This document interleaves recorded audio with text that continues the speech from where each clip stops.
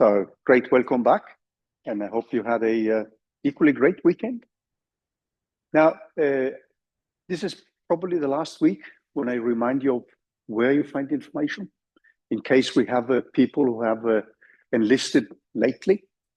So there's always somebody who changes her or his mind. So you will find the basic information on the website of the, this is the official website.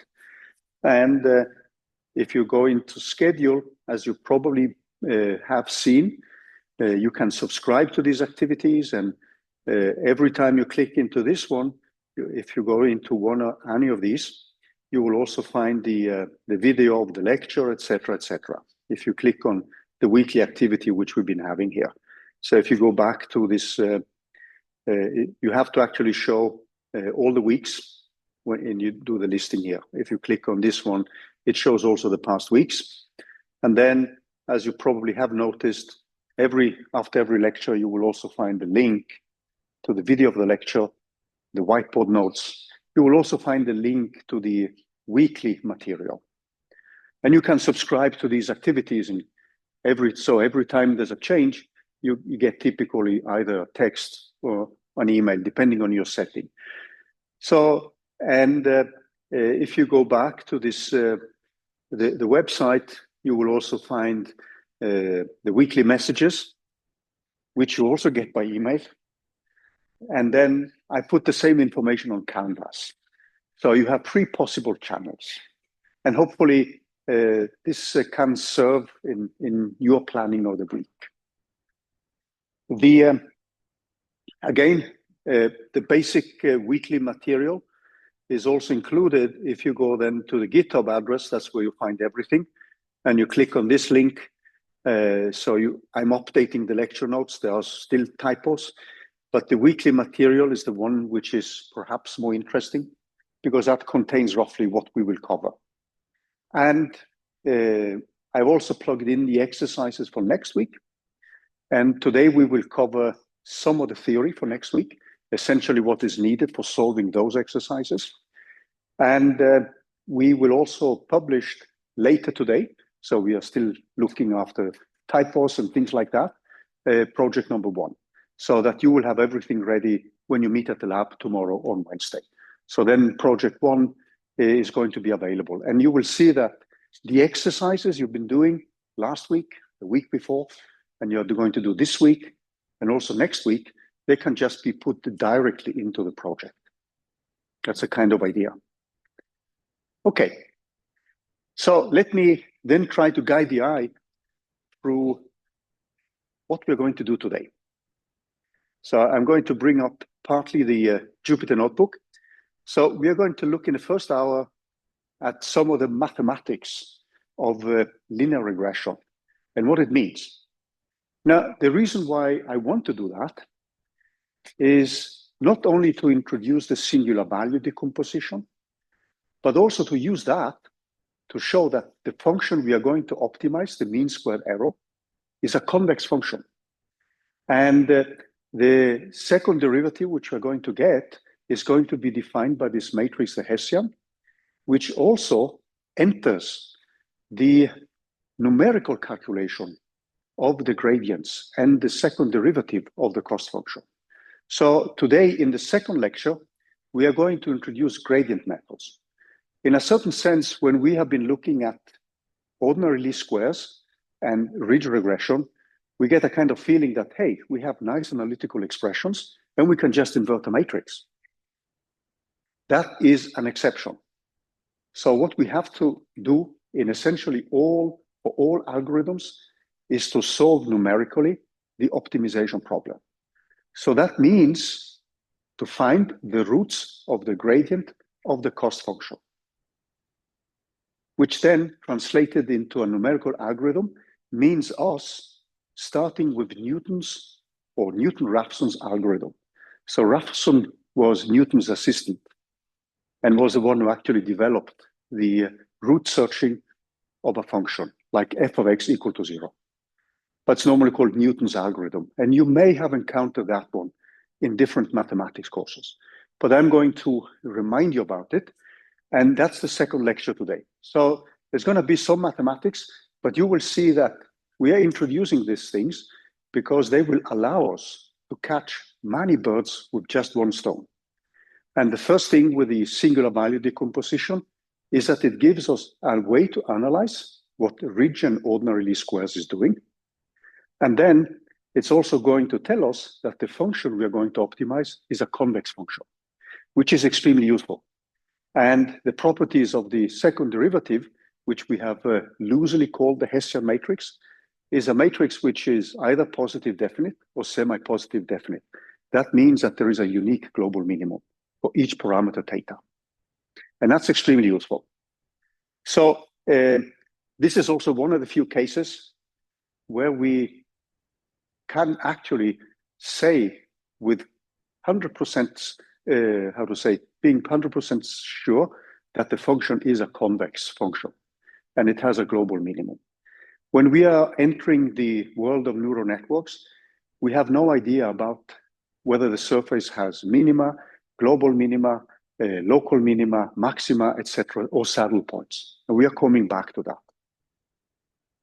So I wanted to quickly start with some of the technicalities with the singular value decomposition. So I'm going to use the slides a little bit in the beginning, and then we're going to switch over to the whiteboard.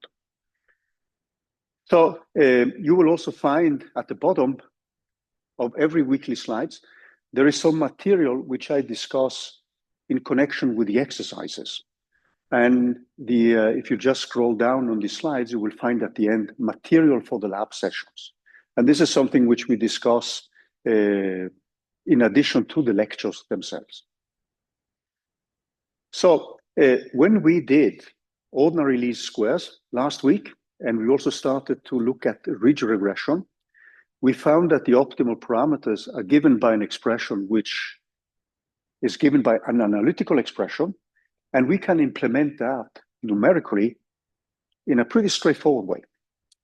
The problem, however, is that everything we do with this expression relies on the fact that this matrix, its transpose times x, can be inverted. Now, if the columns of the design matrix which we have set up have dependencies, then we will have a determinant which can be 0. And that means the matrix cannot be inverted. These are equivalent statements. Eigenvalue 0, determinant 0, matrix which cannot be inverted. These are just equivalent statements. So the analysis which we do here rests obviously on us being able to invert that matrix. So what it is going to tell us, if we now look at the next step, if we can invert this matrix, we can make an interpretation. So this matrix X, when we have found the optimal value, it means now that what we have is actually a matrix multiplied with the parameters theta. And if I take these components and take and square this matrix, and I leave that as a small exercise, what you will see then is that the squared matrix is equal to the matrix itself. That is called an idempotent matrix. It defines an operation which corresponds to a projection operation. So what that means mathematically is that unless this matrix is an orthogonal matrix, what we will have is a value for y tilde, which is different from y. So clearly, if y tilde is equal to y, then we have a perfect fit, right? Which is not so often it happens, unless we have a very simple polynomial, which we are fitting. Else, we will never have a case where y tilde, the model which we're making, is equal to the output data y. So in general then, what this means is that you can interpret the optimum model as being represented by a projection of y onto space, which is defined by the column vectors of x. And in this case, which we have looked at, the matrix is a square matrix. So this is one of the interpretations which we can make.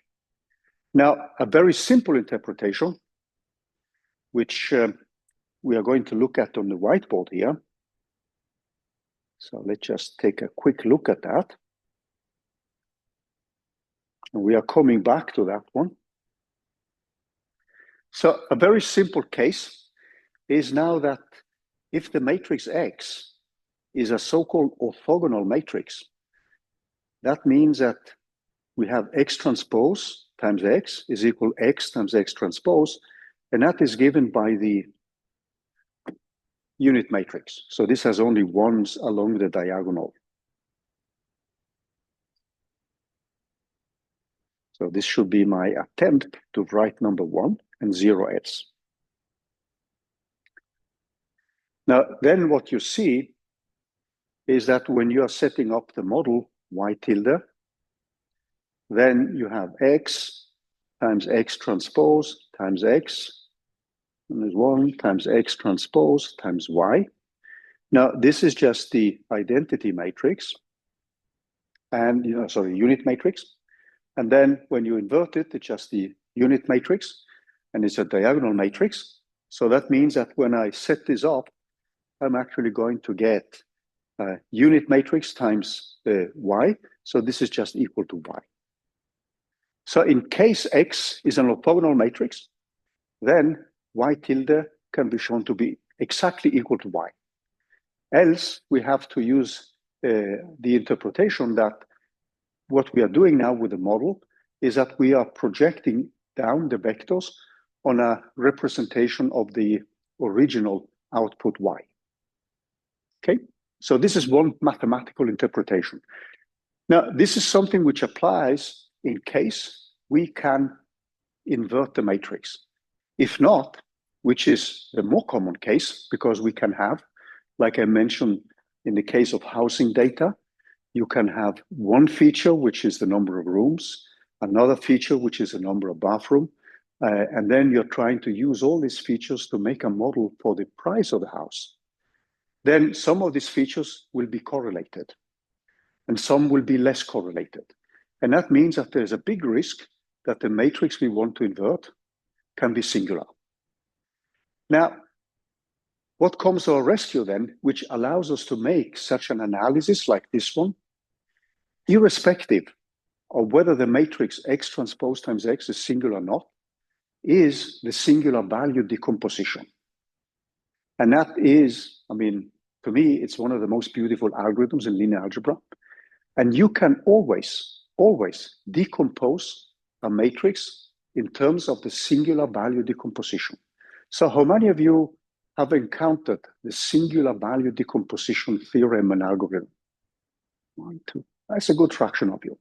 So what I'm going to do now is to quickly remind you of that, but we are going to apply this to ordinary least squares and ridge regression, because that is going to allow us to make some mathematical interpretations, which will turn out to be very useful also in the optimization part, because we are going to use the singular value decomposition to show that this matrix X transpose times X is a matrix which is semi-positive definite, which means that the optimization problem leads to a convex optimization problem, which guarantees that we have a minimum.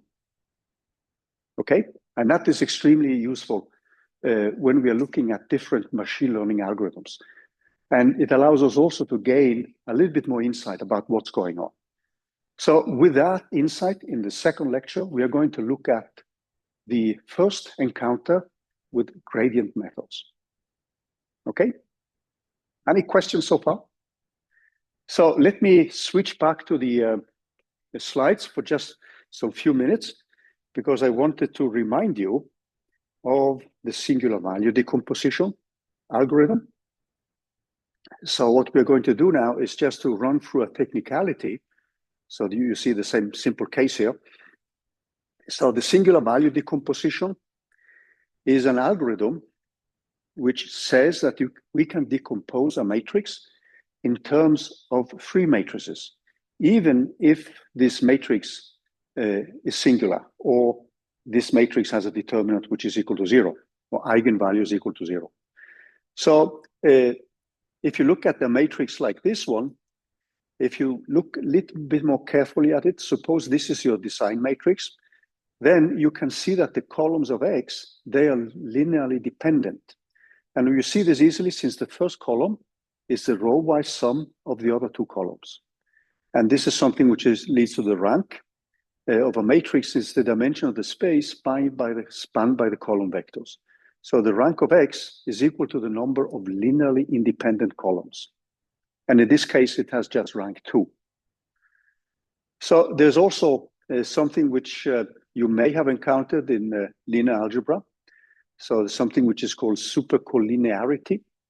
And a matrix implies that the inverse of the matrix, X transpose times X, which the matrix which we are going to solve is non-invertible. So if you have a square matrix that does not have an inverse, we say that the matrix is singular.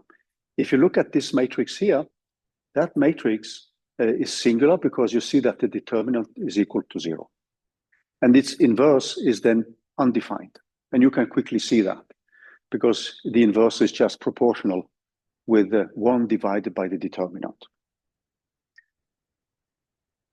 So I mentioned to you that in the 60s typically, and even before, in many of the early numerical algorithms, we often try to circumvent singularities or the possibilities of loss of numerical precision or other things which could lead to singularities by just tweaking a matrix a little bit. Now, one of the things you could do then is actually to add, if this matrix is singular, is simply to add to the diagonal a small term. So this lambda could just be a small number. And then you can invert the matrix. So this is a trick which you will encounter in many, many applications. However, this led, as we discussed last week, to what's called ridge regression. So instead of optimizing this problem, which we did before, so this is just another rewrite of it in terms of norm 2. So this is a norm 2 of vector. When you square it, then you have the inner product, which we have been seeing before. So this is a problem we optimize with ordinary least squares. But if I then optimize this problem, and we are coming back to that in both exercises and the lecture notes here, if we optimize this problem with respect to theta, then what you will find when you take the derivative of this function is actually that if we just scroll down a little bit, if we derive the equations, this is actually what we are going to get. So this is the same as taking the originally ordinary least squares problem and cheating a little bit by adding a constant. Now, this constant lambda plays the role of what we call a hyperparameter. And it becomes one of the parameters we can tune in a machine learning algorithm.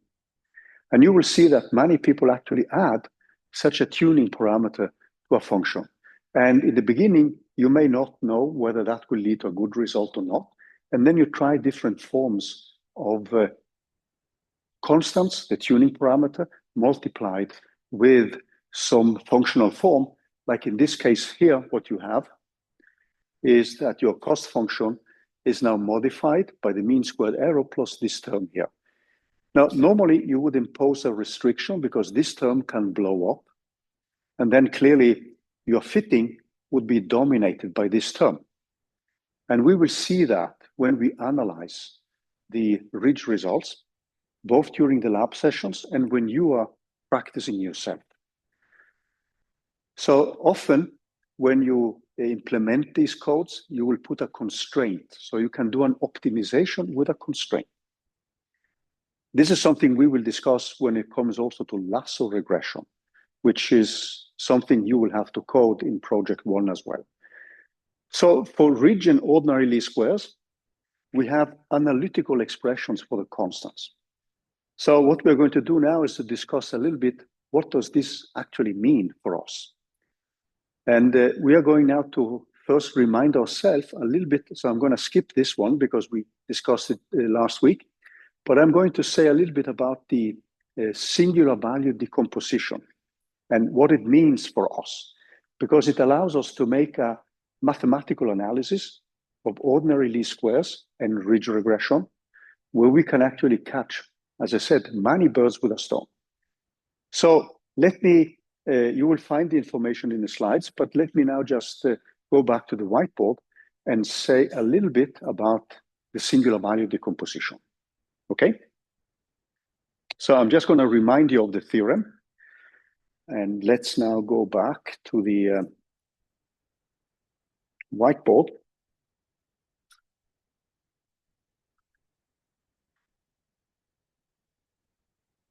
So if we now look at the singular value decomposition, so we have an SVD, and we can decompose a matrix, any matrix. So we have a matrix X, which can lead to problems with the singularities. So this matrix is assumed to be given by a matrix of dimensionality n times the number of features. So in our case, n is the data points we have, and p is the number of features which we have. So this is our matrix, the design matrix. Now, this matrix, and this is what the SVD theorem says, can be decomposed in terms of three matrices. So it can be decomposed. So X can then be written out in terms of a matrix U, a matrix which I'm going to call for sigma, and a matrix V transposed. So the matrix U has a dimensionality of n times n. So this is a square matrix. And this matrix is an orthogonal matrix, which means that when we multiply them together with a transpose, it gives us the unit matrix. If we write it out in terms of the vectors, every column is a vector. So we would have vector U0, U1, and U of n minus 1. Then all these vectors, when I take an inner product of I of U of j, this is given by a Kronecker delta. So they are orthogonal and normalized. So this is a property of that matrix. So the singular value decomposition finds that matrix U for you. It finds the matrix V. So V is a similar matrix, but it has dimensionality P times P. And it's also an orthogonal matrix. So it has a property that if we do this, then this is also equal to the identity matrix, or the unit matrix. And then I have that the matrix V can be written out in terms of the column vectors, which are the vectors from the orthogonal. These are orthogonal vectors. And we have that V of I multiplied with V of j is also equal to delta ij.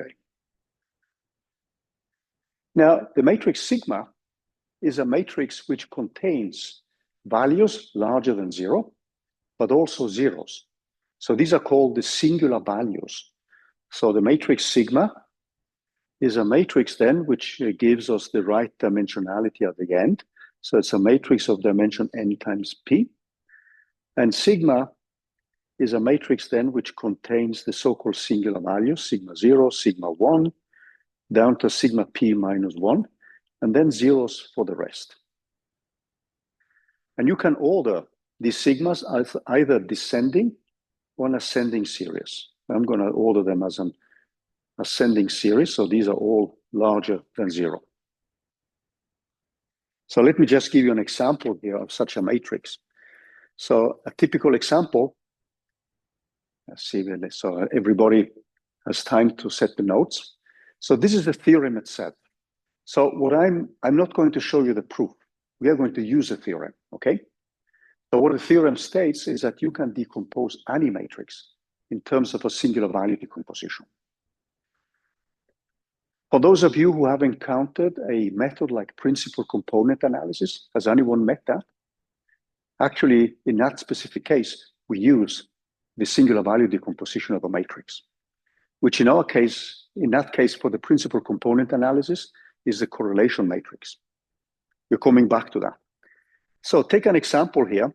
So you could have a sigma which is equal to 2, 0, 0, 1, 0, 0. So that's just an example. So that means that we have sigma 0 equal 2, and sigma 1 equal to 1. Now, there are some interesting properties here. If I take sigma transpose times sigma, that is the same as 4, 0, 0, 1. If I multiply, however, sigma with sigma transpose here, this is going to be different, and that's going to contain zeros in the last row here. So I'm simply just performing matrix-matrix multiplication.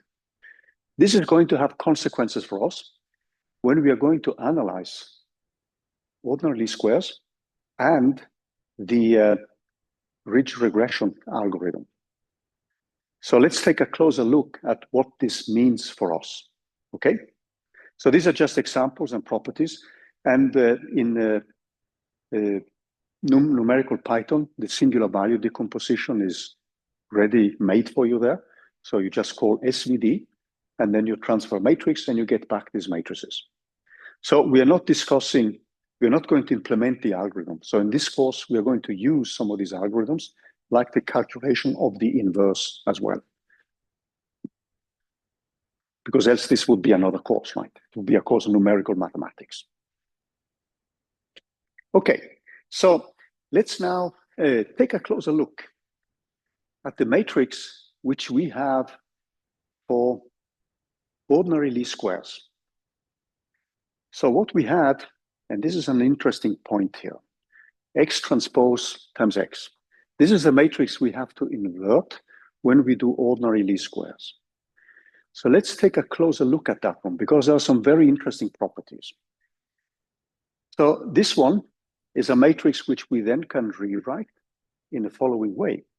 So we would then have a V times a sigma transpose times a U times sigma times V transpose. Now we have defined these matrices to be orthogonal, which means that this is the unit matrix. This obviously has dimension n times n. Now this matrix has dimension p times n, and this has dimension n times p. So you see now that when I perform the multiplication, what I'm left with then is going to be V times sigma transpose times sigma times V transpose. Okay? Now, if you go back to that example, which I showed you previously, this is just a diagonal matrix where I now have these so-called singular values and zero else. And we know that when we have a diagonal matrix, I can show that that commutes with a general matrix. So when we have that case, we know then as a small digression that if I take the commutator between V and sigma transpose times sigma, that simply is equal to 0. So that means that V times sigma transpose times sigma is the same as sigma transpose times V, because sigma transpose times sigma is a diagonal matrix. So where do I want to go now? So what I want to show you is that the eigenvalues and the eigenvectors of our matrix in ordinary least squares is actually given by the vectors, the column vectors of V, and the singular value squared. So let's see that. So if you look at this equation here, I can now multiply that from the left or the right with another matrix. So let's take this matrix now. So what we have is the following. So I have X transpose times X is equal to this sigma T sigma, which has only diagonal elements. And this is multiplied with V. So if you go back, we have V times V of T. So let me do one thing. I'm going to multiply with V from the right.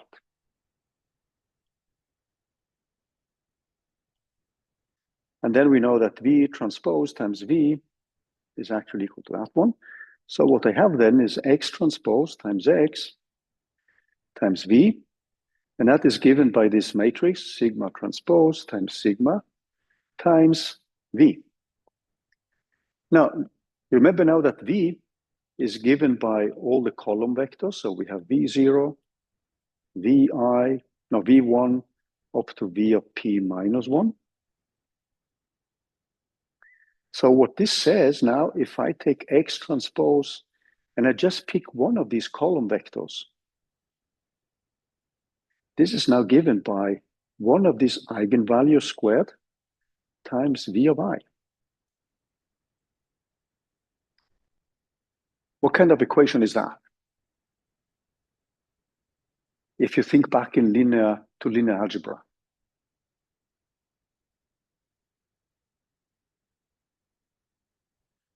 My hearing is bad, but I don't hear anything now. So yeah, that's an eigenvalue problem. If you look at it, right? Because you have a matrix.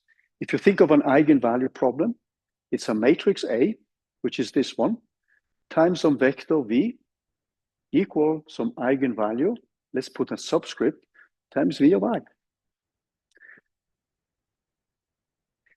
Now, the singular value decomposition actually sets all the singular values to be larger than 0 by definition. So I'm just using the theorem. And what we have then is that X transpose times X now times this V of I has an eigenvalue, which is this singular value squared times V of I. And these sigma i's are always larger than 0.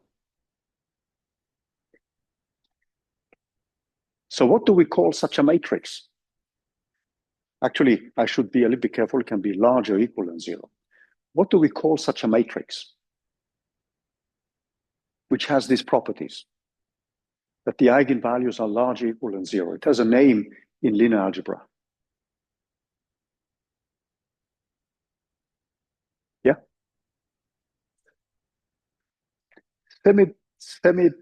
Semi-positive definite matrix. So this is a matrix which you probably have encountered in the linear algebra courses. There is another interesting thing here. Did anyone of you last week calculate the second derivative of the mean squared error?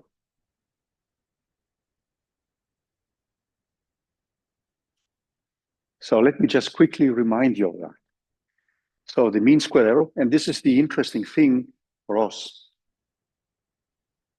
And which brings us to the optimization part, and which in this specific case guarantees that the solution will find a global minimum.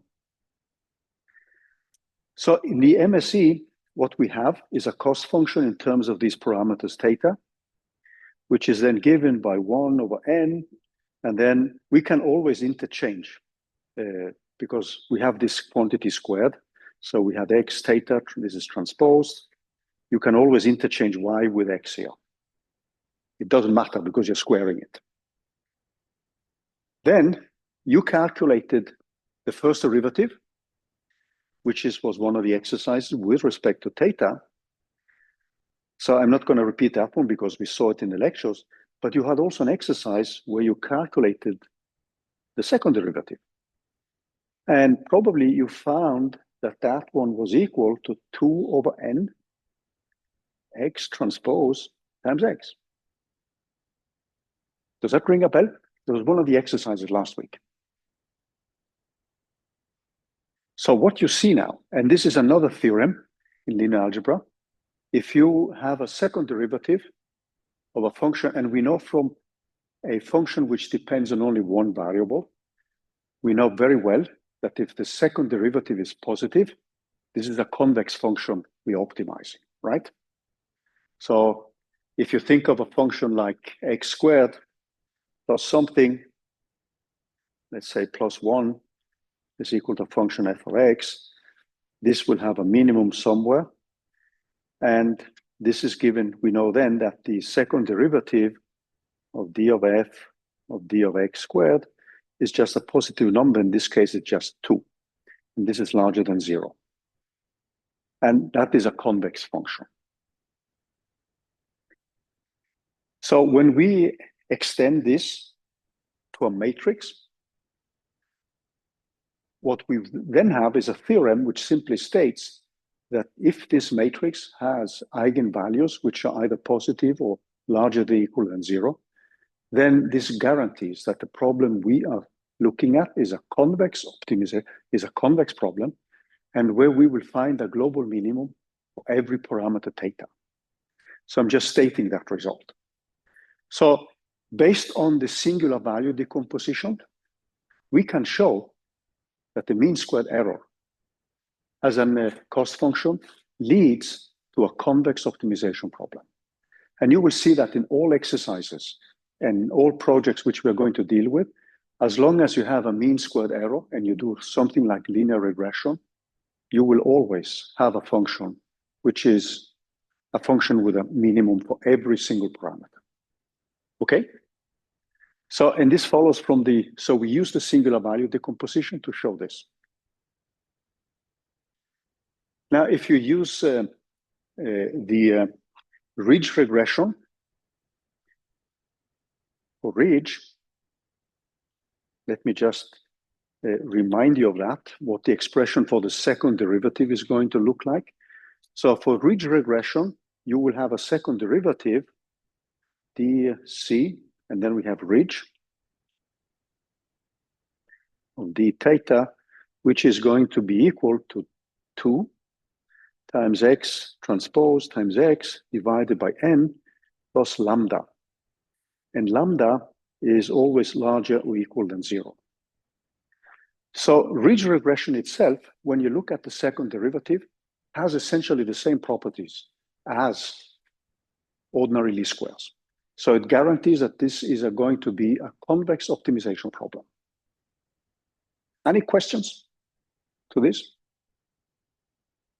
So you have to forgive me if I don't go through the proofs of the singular value decomposition, because that would be at least 4 lectures to go properly through it and discuss the algorithm. So in many of the cases, we are just fetching results from linear algebra, and we are simply using them in the development of algorithms. And in our case, the useful thing here is that this gives us a guidance that this specific method is going to be a method which has a true minimum for every parameter, and that will be a global minimum. So just to remind you of the problems which we are going to meet, if you have a more difficult function, suppose this is just a one-dimensional function of a parameter theta, you can have a function which looks like this. And here, we will be looking after this one. That would be theta optimal. That would be the one we're looking after. But when we now are going to implement, after the break, Newton's method to find this optimal parameter, we may actually start our iteration here. And then we may go down, down, down, and we reach this one. This is called a local minimum.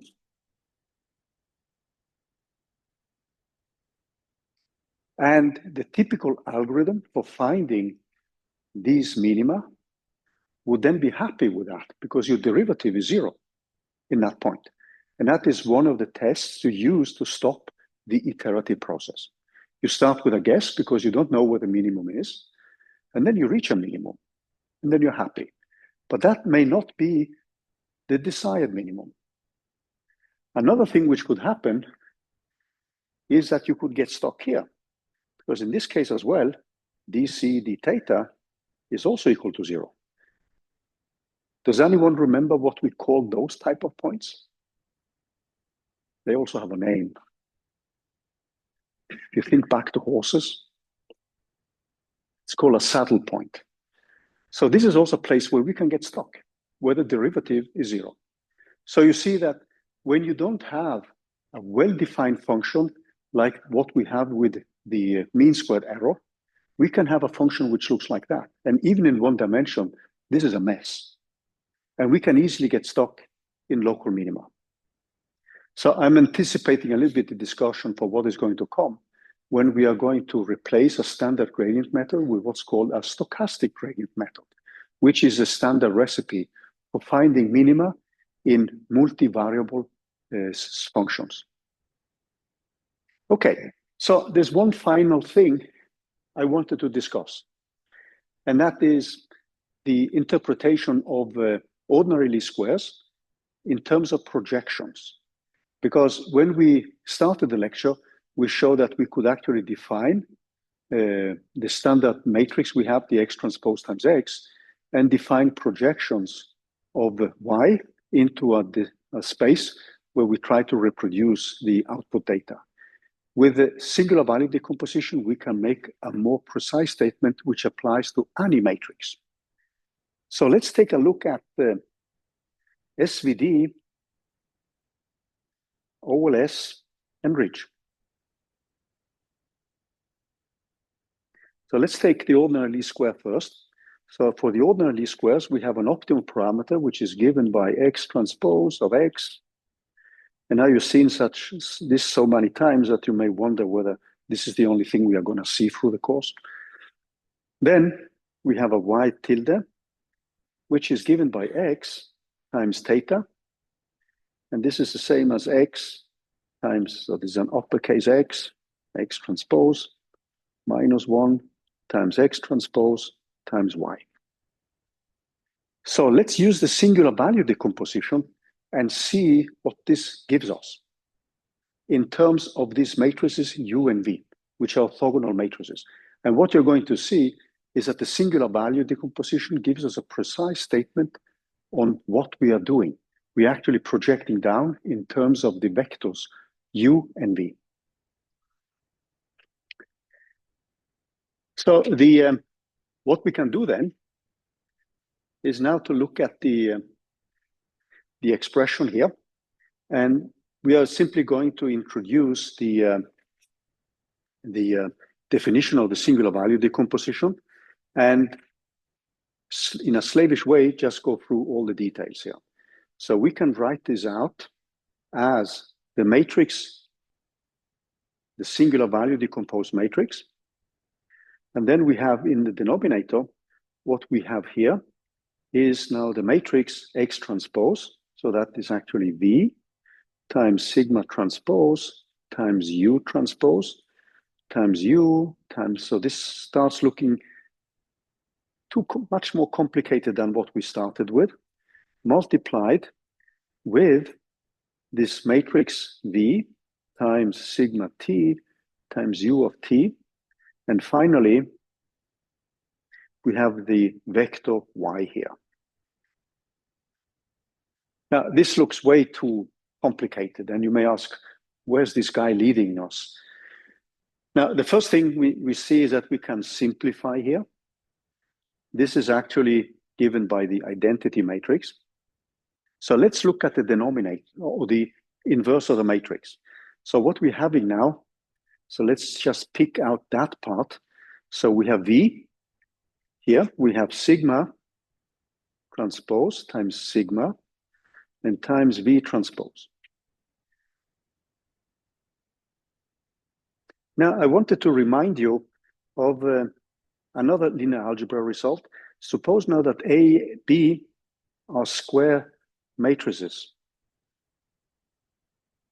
and each of them is invertible, okay? So A can be inverted, and B can be inverted.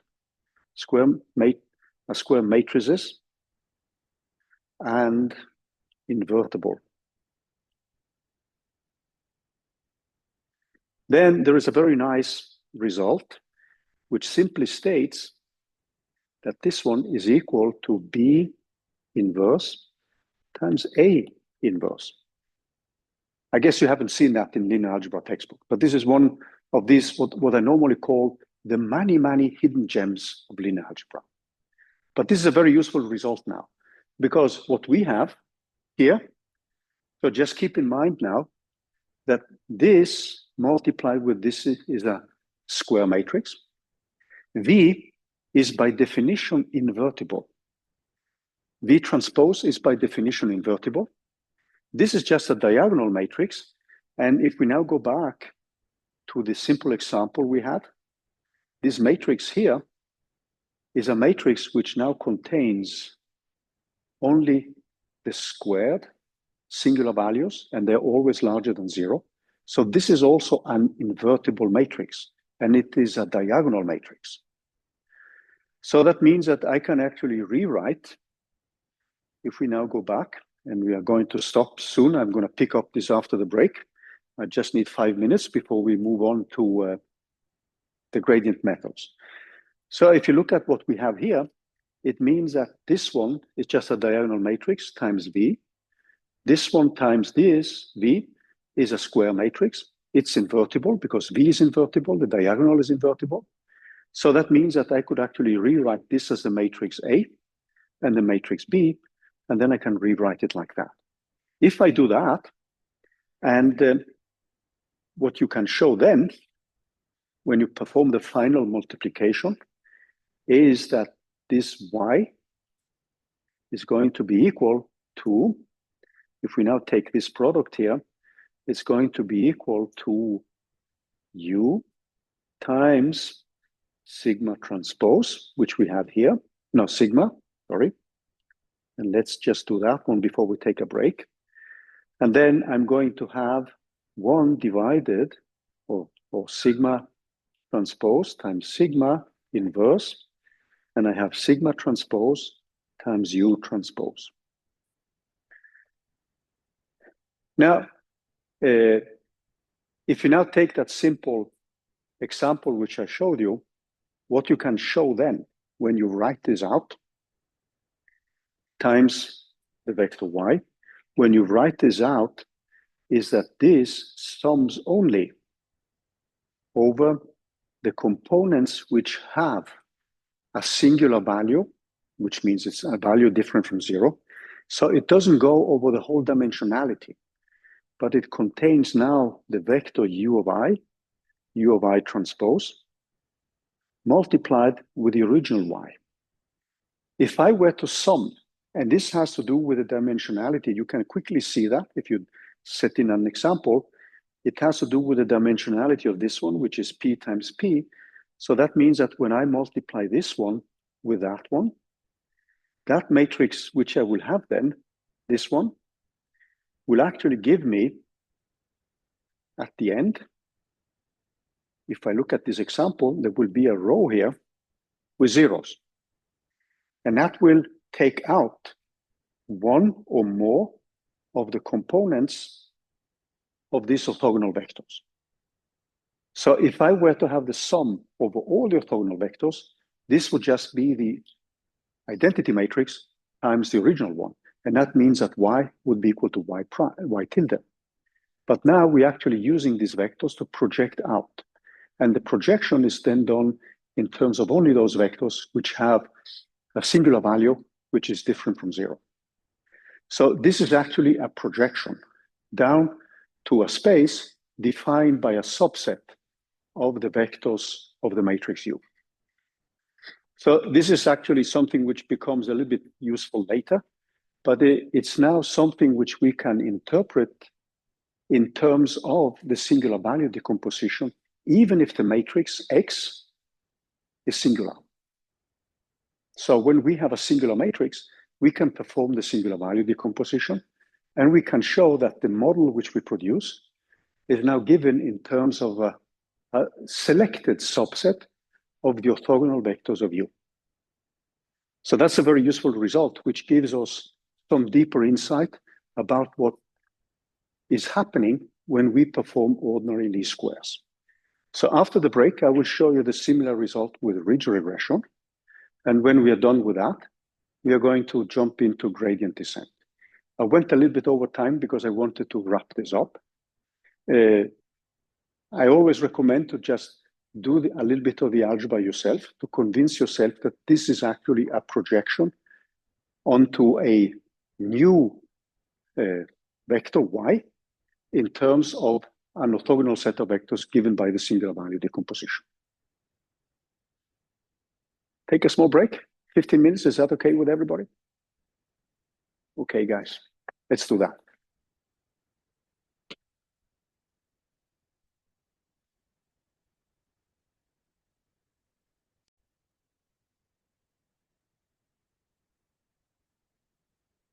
So from what we did here, there are two takeaway messages. We can take a general matrix, which can be singular, and which will lead to problems for us if we just want to invert the matrix.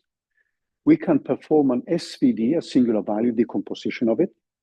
And we use the singular value decomposition to show that the eigenvalues of the matrix we are inverting in ordinary least squares and also in ridge regression is a matrix which is semi-positive definite or positive definite.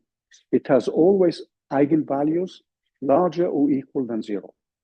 That translates, since each eigenvalue is related to each parameter we have, theta, it means that there is a global minimum for each parameter. This is extremely reassuring when we are searching for the minimum, because it means that we will not be stuck in global minima or saddle points. So ordinary least squares and ridge regression and also lasso regression are methods which normally work pretty well. So if you can fit a function with one of these methods, you're basically done. There is no point in invoking more complicated algorithms from deep learning. So if these methods do the job, we are basically done. But when you have a multivariable function, we don't know whether the function has a global minimum, global maximum, local minima, etc., etc. And this is essentially the problem which we are going to face. And that is why, after we've looked at all these nice analytical equations, we have to dive into numerical approximations.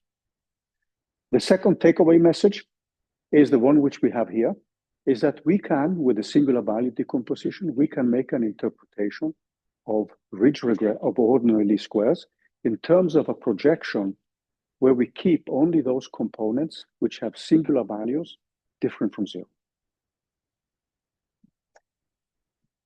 What you then can show is also another very interesting thing. And if we do ridge, and this is actually one of the exercises which we have in the coming weeks.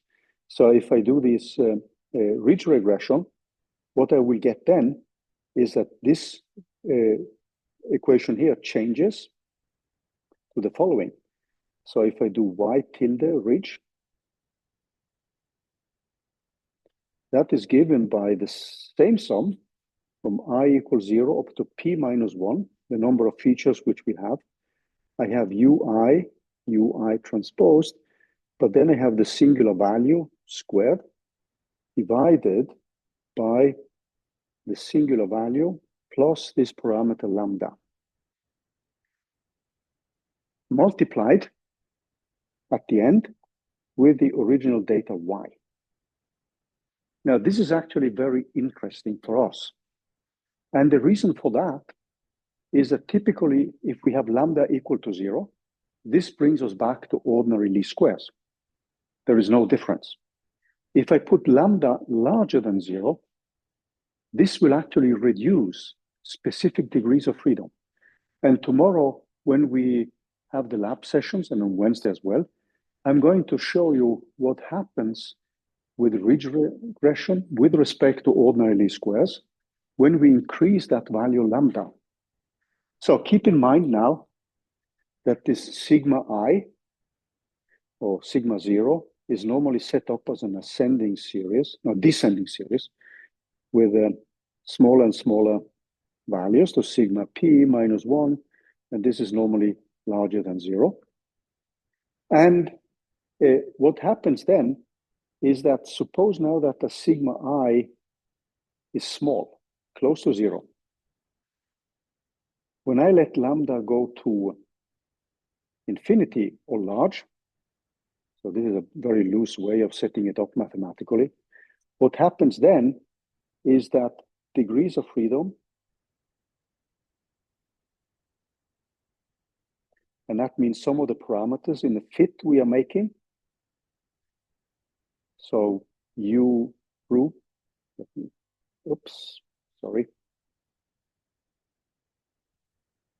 through this u of I, will be suppressed.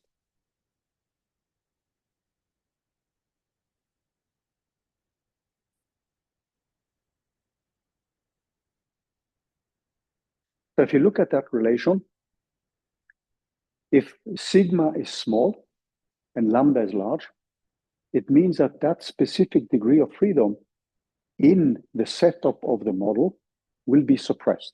And we are going to see, that means that one of the parameters theta I, which we have, because every such vector u of I is linked with one of the parameters theta I.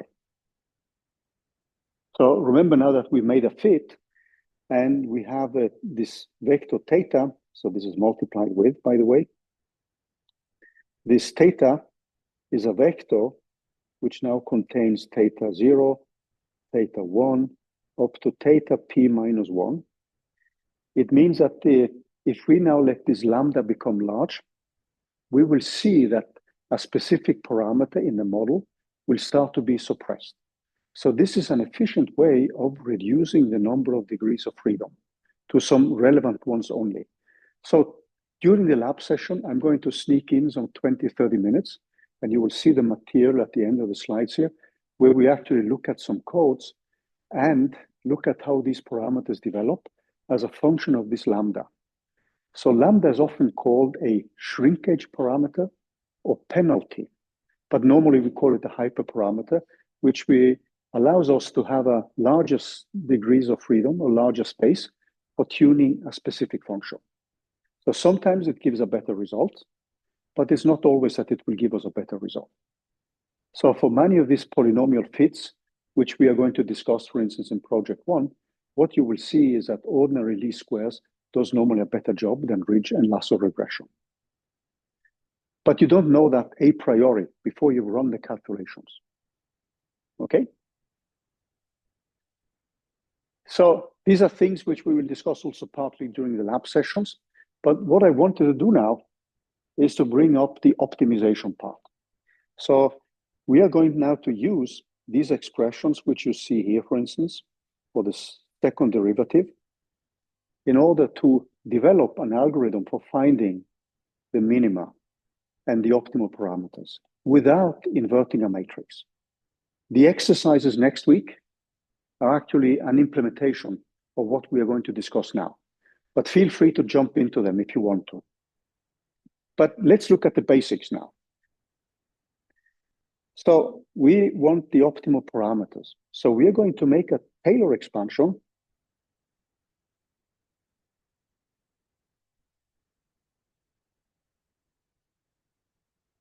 of the cost function, c theta, around the optimal parameter, theta hat. Okay? So we are now going to look at an expansion around theta hat minus some theta of n. And the reason why I put n here is that we are going to set up an iterative process where we start with a guess, and we are going to use this guess to sneak ourselves closer and closer into the minimum or maximum. So let's assume also that we have a single value function. We will just put in matrices and vectors later. But let's now assume that we want to calculate, or rather we want to calculate this one as a function of theta only. So theta is a scalar. So if we now do the Taylor expansion and use the standard expression, we would then have a c of theta of n. And then we have the first derivative. So this is something which I will label as the gradient. And now we're going to calculate this gradient. This is the first derivative of theta n, obviously. And this is multiplied by this quantity here. And then I have the second derivative, dc, d theta, 1/2. And then I have theta minus theta of n. And then we have plus plus. Higher order terms. Does that ring a bell? You've seen this before, right? So let's just do that in one dimension first. Now, Newton's method is the one we are going to aim at. Newton's method is you stopping the Taylor expansion at the order of the second derivative. Okay? So we have to be a little bit careful here now, because this quantity which you see here, so let me just single that out. This is calculated at theta equal theta of n. So what we do now is we truncate this series here. Truncate at the level of the second derivative at d, c, d theta, theta equal to theta of n. So what we have then is a c of theta, an approximation here. So this first term is just a constant. And then I have plus, and then I have the gradient, but now I'm just writing it out in full glory. Theta, and this is calculated at theta equal to theta of n, multiplied with the optimal value, which we are aiming at, plus 1/2 of the second derivative of d theta of theta. And then I have theta minus theta of n squared. So this is approximation, and we neglect all high order terms. Now, I'm going just to introduce a shorthand, and I'm going to bring back that definition which I had. So this is something I will call for g of theta of n. Now, let me just write it more cleanly here. So this is g of theta of n. I'm going to label this one simply as b of n. And this one is a quantity which in the literature is actually called when we look at this as matrices now, this is just a scalar. But when we introduce the matrix, this is the second derivative, and this is normally called, the Hessian matrix. And you remember from the second derivative of ordinary least squares, that is actually x transpose times x. So ordinary least squares is a very nice method because it has a very nice analytical expression for the second derivative. So if I put all these guys together, I can just simplify these equations a little bit. So what we are going to get then, so let's just write it out again. So this is equal to this constant c of theta of n plus this g of n times this b of n plus 1/2 times this b of n times this second derivative, which I just write like this. So I'm dropping this theta of n dependency. Now, what I can do now is simply to minimize this equation. So I want to minimize around the minimum, because I'm assuming now that theta hat is where I have the minimum. So what I'm going to do then is simply to calculate this dc as a function of this d of b. And what we're going to get then is, obviously, since the first term is just a constant that disappears. So that means that what we have then is the next term, which is a g of n, plus this b of n, and that is multiplied with h of n, because now b comes squared here for the, actually this should be squared, sorry, times h of n. And I want that to be 0. If I do that, what I have is that b of n, which is equal to theta hat minus theta of n, is equal, if I now just reshuffle things, it's going to be equal to minus, and now I have h of n inverse multiplied with a gradient, or the first derivative. In this case, this is just the first derivative. There's no gradient here, because we don't have all the objects we are looking at are scalars. Okay? So if I now reshuffle this a little bit, what I get then is that the optimal value is given by a value nearby minus this second derivative inverse multiplied with the first derivative like this. Next thing I'm going to do now is simply to let this theta be equal to a value I have after n+1 iterations. So I'm going to start with a guess, typically theta 0, and then I'm going to iterate till the difference between theta n+1 minus theta of n is close to 0.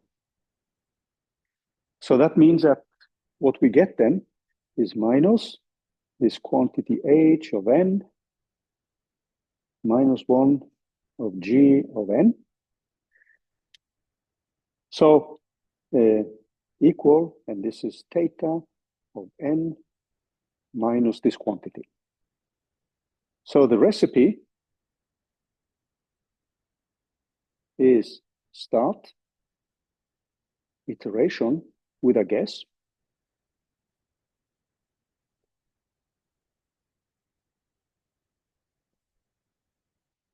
which we can call theta 0,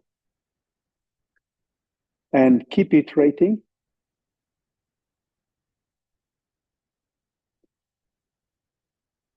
till the difference between theta of n+1 minus theta of n is smaller or equal to a number which you have fixed. Alternatively, you can set up the gradient to be as close to 0 as you want them. So when the gradient is 0, obviously then you have reached convergence. But this is essentially the recipe. So what it means is that you're going to start, if you want to calculate the derivative of a function like this one, you would typically start here somewhere. So this would be your theta axis. You would start with a theta 0. You calculate the gradient, you multiply it with the second derivative, and then you make a new step, which could be here. So this would be theta 1. And then this is your gradient, the direction where you decrease. This would be theta 2. And if you're lucky, then it converges to this point here, which is your theta hat, which in our case is theta of n+1. So the algorithm then is to set up this expression n+1 equal theta of n minus the second derivative evaluated at theta n. So we just write it like this, inverse, multiplied with the second derivative. No, with the first derivative. This method of finding the root of a function has a name. We mentioned it in the beginning of the previous lecture. Does anyone remember what this algorithm is called?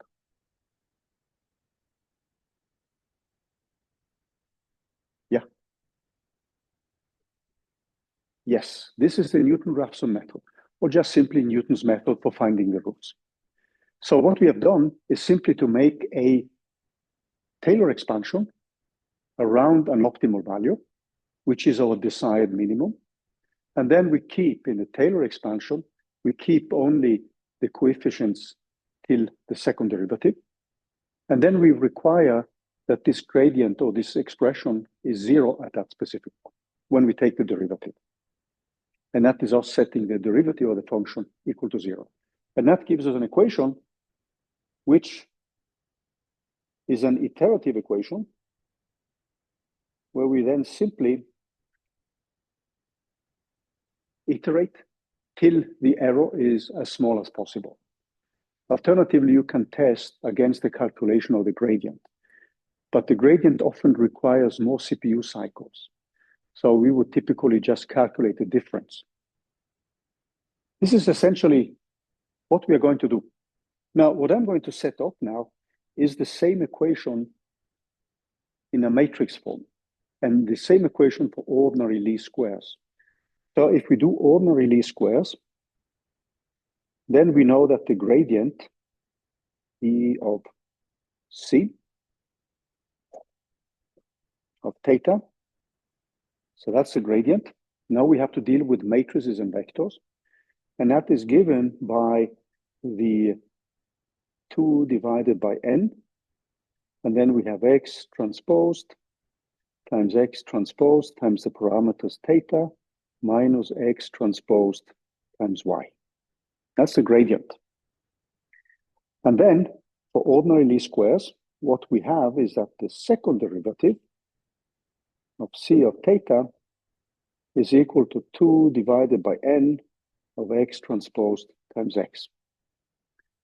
So if we now look at ordinary least squares, what we need to do now is that theta of n plus 1, this is now a vector. It's not a scalar anymore. This is equal to the previous value, n. And then for ordinary least squares, we actually lucky. So this term here is called the Hessian matrix. So one thing which is interesting here, which follows from the fact that we are using linear dependence on theta. So the linear dependence on theta means that this matrix, which you see here, this matrix here is independent of theta.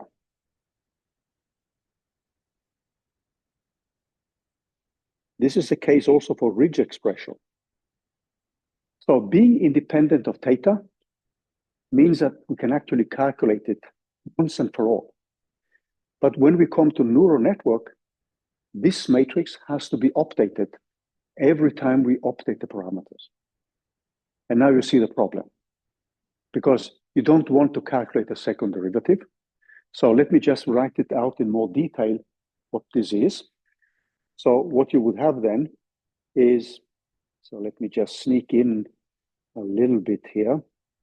So what we have is then a minus, and then we have the inverse of this matrix, minus 1 of the matrix, and this matrix is calculated with a value of theta of n. And this has to be multiplied with a gradient evaluated at theta of n.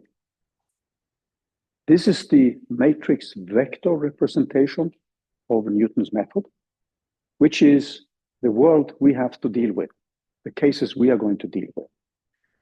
Now you see quickly that if you have 100 features, that means you have 100 parameters.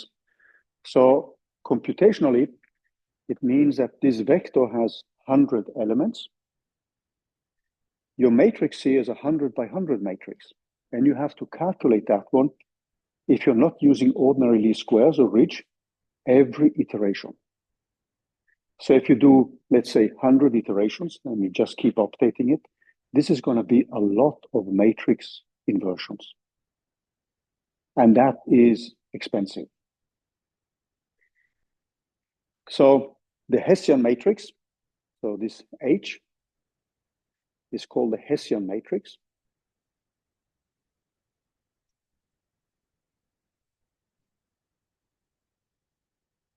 And it is given formally by, so this is the second derivative, and then we have of C of D theta 0, and then we have D second derivative, D theta 1, and this goes all the way up to dC of D theta 0 of D theta P minus 1.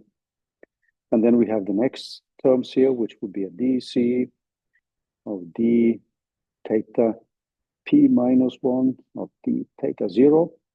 And that goes all the way to the last element, which is D theta of P minus 1 second derivative. So clearly, if your matrix is large, this becomes expensive. So let's just rewrite the equations, because we are now going to look at the first simplification we're going to run. So let me just write it down again. So we have a theta of n plus 1, which is now theta of n minus this matrix of theta of n inverse multiplied with a gradient of c of theta of n. So if I say now that we have to calculate the gradient, because the gradient tells us how we are moving. So if you're thinking of the optimization problem, if we go back a little bit, the way we move is defined by the gradient. How can we simplify this process? Any good suggestions? Yeah?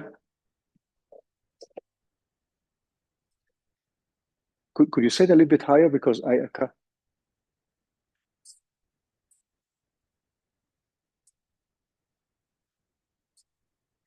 So you can do that. And that leads to what's normally called quasi-Newton methods, where you can have an estimate of the second derivative and use that one to construct the next estimates. But suppose you don't want to calculate the second derivative, because you see that's an ugly matrix, right? Like we put up here. And if you have 100 parameters, this is a 100 by 100 matrix, and you're doing that for every single update of the parameters, except for ordinary least squares and ridge, because then the matrix is independent of the parameters. But what could you think of the simplest possible approach?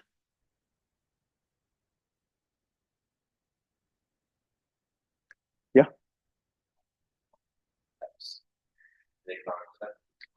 You can do that. So which means actually you're replacing h with a constant, right? And this is gradient descent. And then we replace the calculation of the second derivative with a constant. And the way this works is that we play around with different constants. Sometimes we have no idea what is the best approach to this second derivative. So if we do this, and you'll be surprised, because I mean, the first time I saw it, I got negatively surprised, because I think this sounds too cheap. Minus gamma times, so the simplest possible approach, which we're going to start with, and that's the exercises next week.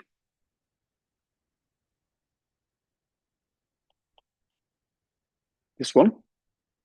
And this parameter is a learning rate. That's a name which you will encounter in the literature. You can have a parameter which gets updated for each iteration. And that is going to lead to different ways of doing that. So what you see here, when this is a constant, this is the standard gradient descent method. So this is normally called GD, gradient descent. And then we have different ways to update it. So we have gamma of n, and there are tons of ways of doing that. So we have something which is called momentum, which we will discuss next week. And I will come back to, I never liked that name. We have adaptive learning rate with momentum. We have root mean square propagation, which we're going to discuss. There's something called ADAGRAD, adaptive gradient, etc., etc. So this is, if you're thinking of the real problem in all of machine learning, it's actually the solution of Newton's method without having to calculate the second derivative. Because if you are dealing with a neural network, you will have millions of parameters. And you don't want to invert matrices of dimension million times millions. And when you run a neural network, sometimes it's actually cheaper computationally than just set up an array of parameters eta. So you could run the calculation again and again. So in a constant case, you could choose a parameter gamma equal 10 to the minus 5, 10 to the minus 4, 10 to the minus 3, etc. and then simply see which one gives you the best mean squared error. Yes? Learning rate. So this is just, so this becomes a parameter. So we said that in ridge regression and lasso, we have a hyperparameter lambda, and now we have a new parameter, which we're going to tune. But you see the problem here is that ideally, we would like to calculate the second derivative. And you can see from the number of citations which these articles have. So if you look up the article by King Ma, that's the guy who developed this method, that was proposed in, and we are going to discuss that next week. That was proposed in 2014. It has more than 200,000 citations. A good scientific paper has 100 plus citations. So 200,000 in 11 years tells you how important this problem is with the optimization in all of machine learning. So I used to jokingly say, and I said it in the beginning, if you can cook up something which is better than Adam, you are going to get many more friends. And they're going to cite you. And I don't mean that you don't have friends, but it will be people who will cite you. So this is actually one of the really bottlenecks of machine learning. And sometimes you just start with an array and you run a numerical simulation. So many people get a little bit disappointed when they see that machine learning at the end is often you tinkering around with different parameters. But obviously you need some insight about what these parameters mean. So this is the learning rate and this hyperparameter lambda, which we are also going to study in project 1, are some of the central parameters which we often tune first, because the learning rate is one of the more important ones. So if you can quickly see that, if you go back to this figure here, if you choose a very small learning rate and you do 100 iterations, you may come here. If you make it too big, you may actually jump down here, then out here, and then away. And at a certain point, you will just get not a number when you run your codes. So tuning this learning rate is crucial. And we are going to repeat this again and again and again. So the thing I wanted to end this lecture with is a numerical demonstration of a simple implementation of gradient descent for ordinary least squares and the ridge regression. And this is actually one of the exercises next week. And you will have to implement this in project 1 as well. And the reason why we bring this in project 1 is that this gradient descent methods is a kind of backbone of all machine learning algorithms. So when you move to neural networks and in project 2, and you're writing your own code for neural networks, you can reuse everything you did in project 1. And also the exercises next week are exercises which go straight into project 1.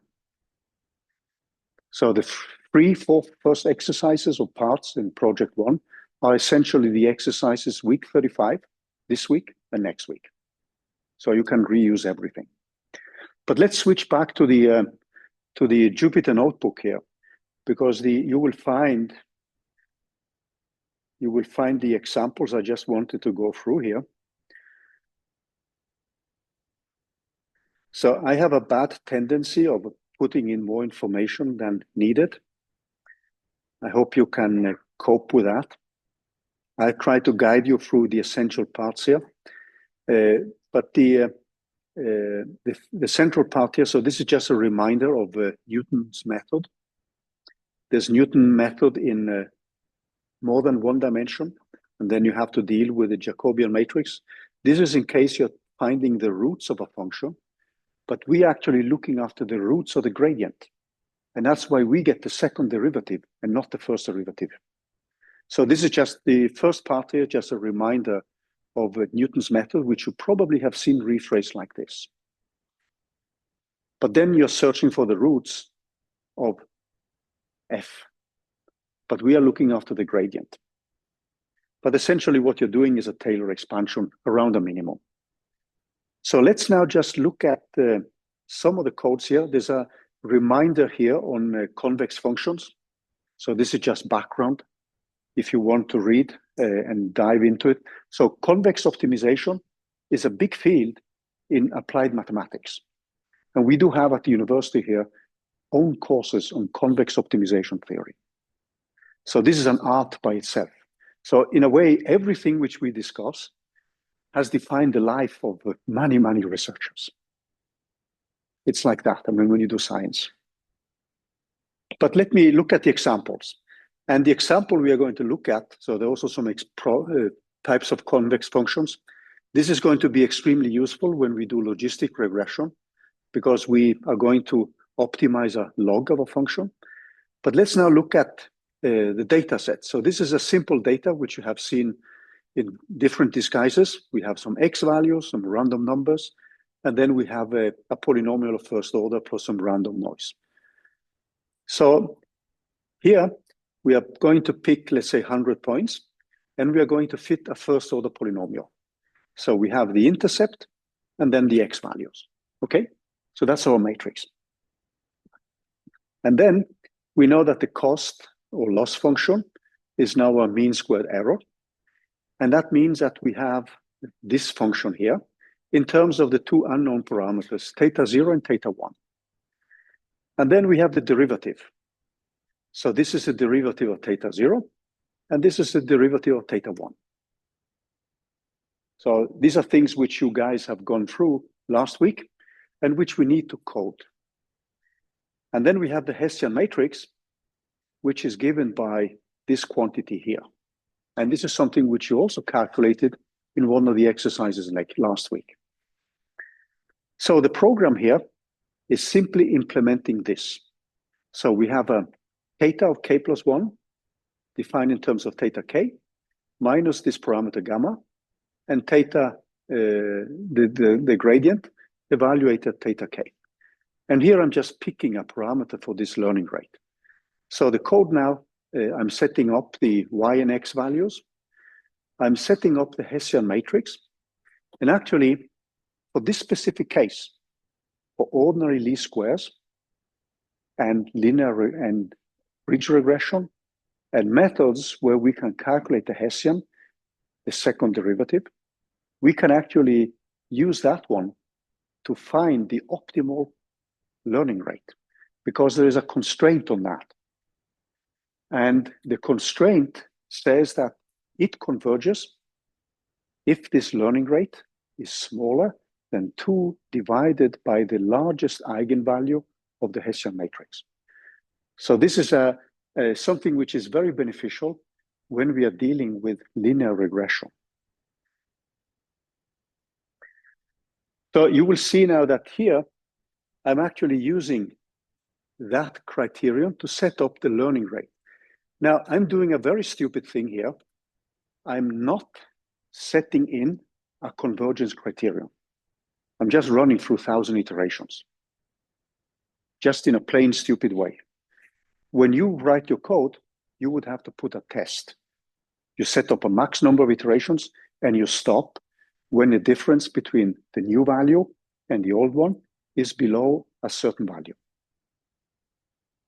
But I haven't implemented it here.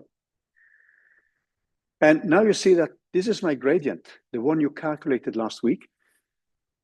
When we come to neural networks, not project 1, but project 2, we are going to replace that one with JAX, numerical differentiation, or automatic differentiation. And that takes away all the pain of writing down the gradients. But now we're actually having you guys to go through the pain of setting up the gradients, because we find it useful. Okay?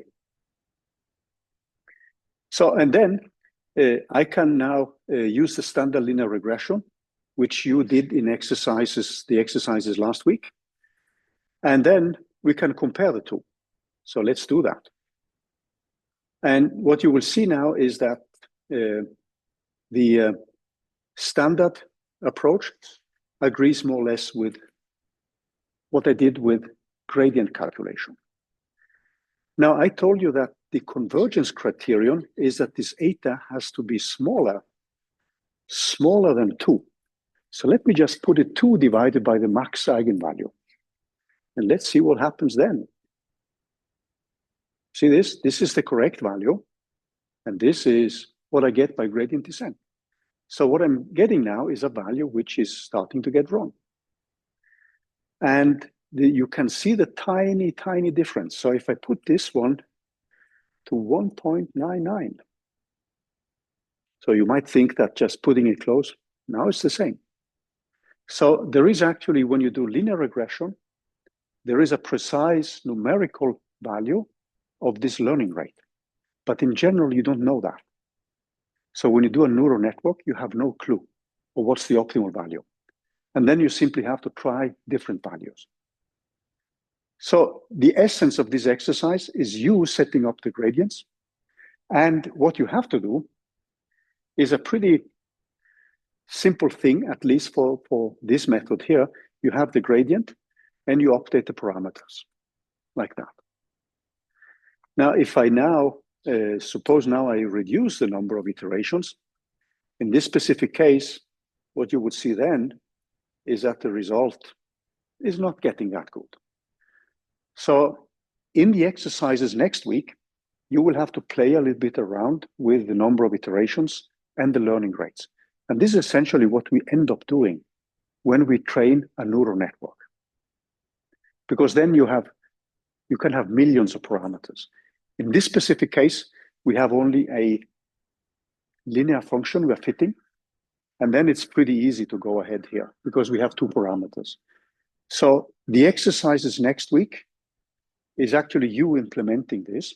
And you will also find an example here where we do the same thing with a ridge regression. And in ridge regression, this is your derivative. And that is something you would rewrite like this. And then this is your gradient for ridge. And this is your analytical expression, which you can calculate immediately with ridge. And this is what you will do this week in the exercises. So the first attempt to gradient descent is very, very simple. We end up playing around with a parameter which replaces the second derivative.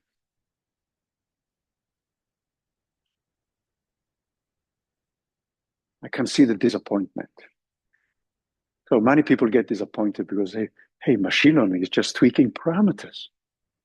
But actually, there's a lot of fun here because there's much more to the picture than I'm saying now. But with ridge, you have essentially some of the basic parameters we end up tuning, the learning rate and this hyperparameter.